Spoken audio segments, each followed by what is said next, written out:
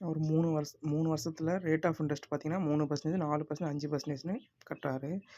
அவர் மொத்த அமௌண்ட்டு 2249.52. இப்போ அமௌண்ட் வேணும்னா பிரின்சிபல் ஆர் 1 + r/100 பவர் ஆஃப் t.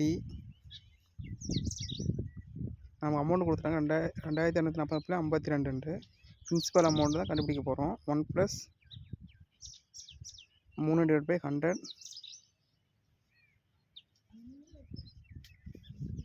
4/100 1 + 5/100.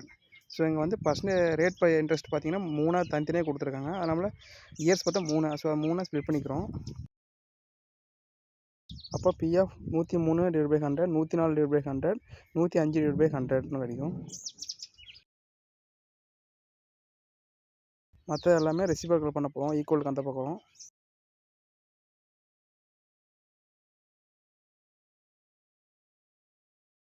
அப்போ 2249.52 × 100 × 100 × 100 கிடைக்கும். Divided by 103 × 104 × 105. ஸோ இதை நம்ம சால்வ் பண்ணோம்னா நமக்கு ஆன்சர் கிடைக்கும்.